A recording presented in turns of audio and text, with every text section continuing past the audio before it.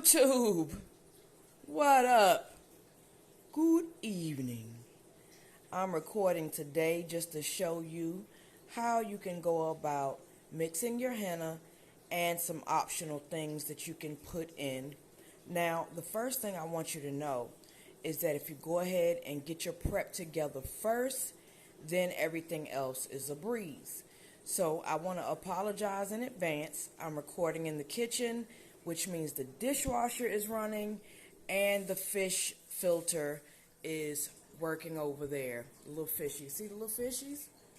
Okay, so anyway, back to what we were talking about. Today we're going to be mixing some henna, and I just want to go over the presentation table with you. So I'm going to be using Red Raj Henna by Henna Sook. Henna Sook has an awesome brand of hennas, all of them. Red Raj just happens to be my favorite because it's potent. It's got the highest Lawson dye content, and so that makes it, pretty strong. And so we've got the organic Red Raj henna. That's an open bag there, by the way. And come up, and first thing we have here is the gloves. Plastic gloves are very important because if you don't, then guess what? Your nails are going to be stained red, and you have to actually wait for it to grow out. Then we've got some henna powder, also by Henna Sook. Now, that henna powder, I'm sure you may have heard, it offers extra moisture, which is what we need, and you really don't need that much. Now, I'm going to be mixing enough henna for me and my daughter. We apply each other's henna, and we take turns preparing it. So it just so happens to be my turn to prepare, so I figured I would just go ahead and let you guys follow along. This is another optional herb. Oh, sorry, that's the Red Raj again. This here is another optional herb. It's called Sukesh Ayurveda, and it's got multiple herbs in it for strength and for moisture, and to help for stronger hair, healthier hair. And it says that on the bag there. That's optional. If you don't have this, do your research. If you like it, I suggest you pick up a pouch because you can also use it for hair, tea, and different things of that nature. Now this is Moroccan henna, which is just extra that I have on hand. So I'm going to mix. I may put some of this in with the Red Raj, being that both packets are opened. And I put this box here to show you because Henna Sook had a hair bundle deal. I think I paid $21 for the box. The box included 3 bags of Red Raj henna. They had numerous hair bundles, but this just so happened to be the one that I chose because I love that Red Raj henna. So when it came with these 3 bags in it. And so along the way in my henna journey, I picked up things like the fenugreek powder and trying out different hennas like the Moroccan powder is good. Also for moisture, aloe vera powder. Got some of that. Also really good for moisture, very beneficial to your hair when you're using treatments, whether you're doing a henna treatment or not. And so I have that. I know anybody who has any dealings with YouTube and natural hair, you know who Curly Proverbs is. If not, check her out. She is just such a phenomenal person. Her knowledge that she provides us is just a blessing. And so she, not too long ago, came out with her own brand of henna, and she also came out with this fenugreek elixir. Excuse the bottle, of course, it's been well used. And so what I'm going to do is put some of this fenugreek elixir in today's mix. Also for moisture, I do have some henna. Y'all just got to excuse me tonight. I am trying to get it together. I've got honey. Honey also adds moisture, and it's also a humectant, which allows for that. It allows the moisture in the air to be drawn to your hair when you use honey. And I talk a lot about moisture because henna can be drying. Not always, but more likely than not, it can be drying. And so that is why I include so many other things that help to balance out that moisture and strengthen complex. Now, me personally, I sleep in my henna because it's already 3 to 4 hours that you got to let it sit after preparing it. And I'm just not going back in the same day and wash it all out.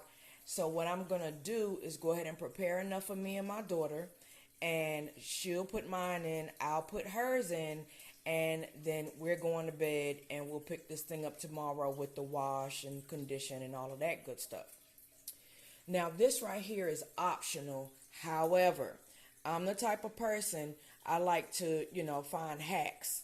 And something that I thought about when I was in Dollar General, I believe, was this would make for a good protector of your clothes. Like right now I'm wearing a white t-shirt and I don't want red stains on it. It will look ridiculous. So we put the emergency poncho on and boom, your clothes are protected. You just take the hood part and tuck it in. That's optional, of course, but it's an idea. Also wanted to let you know, just in case you don't have fenugreek powder on hand, these are the fenugreek seeds. This bag, I want to say, cost me $2 or $3, and I know it was well over 6 months ago that I bought this. They don't go bad. You ordinarily, if I'm not using the fenugreek powder, I take about 2 tablespoons of these seeds, drop them in some hot water, let it sit overnight, and boom, you've got fenugreek tea. And that's usually what I use in some of my liquid base. I also have an array of essential oils here. Now, Shea Terra is the brand of essential oils, and they are not sponsoring this video, and neither is Henna Sook. But I'm just, certain things you can't slack on the quality. So this is their South African lavender. I love the smell of it. Love it. It's strong. It's potent. You do not have to use but a couple of drops of it. And lavender, as you know, is also good for the hair, and also is good to help you relax and go to sleep. And so since I'm sleeping in my henna, it's just an added benefit for me. This is a different type of lavender they have. They're both South African lavender, but they smell a little different. They're different in how, they're not different in how they're made. It's just that the scents are different. And so you may want to check those out. But any brand of essential oils you use, that's fine. I've bought from the Vitamin Shop. As a matter of fact, there's my lemongrass from the Vitamin Shop. And there's absolutely nothing wrong with that. And so I've got that. I also have this Shea Terra South African Rosemary. Like I said, I just like the quality of Shea Terra's oils. They have African black soap. I use that for my face. They have clays that I also use for my face, for my skin. They've got a whole array of items. They're high quality, so they can be a little bit pricey, but a little goes a long way, and that's what I love about their products. And I'm getting slightly off topic, and I apologize, but just trying to give you some background. And this is sweet orange essential oil. Also turns out to be a good brand. I like it. And just so you know, I'm not going to use all of these. I just wanted to give you some examples of what you could use by way of essential oils. Last but not least, I have the black seed oil. Black seed oil, if you do your research, is just good for you all around. Whether you take it internally, whether you put it on your scalp, it helps with hair growth. It helps reduce inflammation in your body. And Shea Terra, again, has the purest form that I know of. You may know of a more high quality brand that's not so pricey, but they do like a 30% off coupon on their website like every month.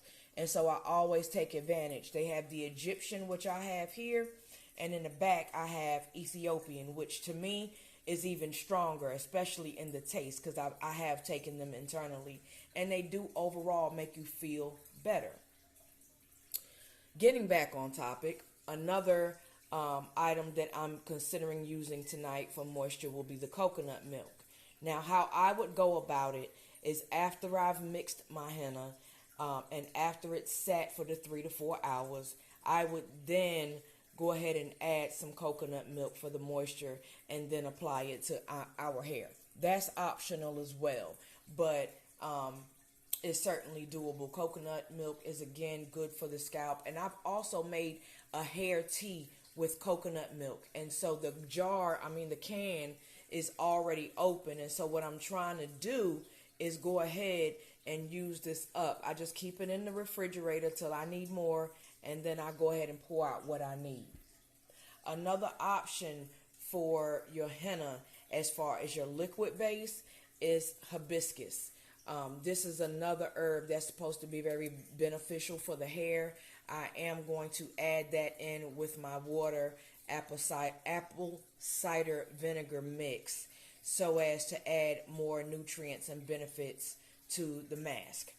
Of course, a lot of people say that, and excuse my mop bucket over there, a lot of people say that you need something acidic whenever you're mixing a henna mask. It helps with the release of the dye.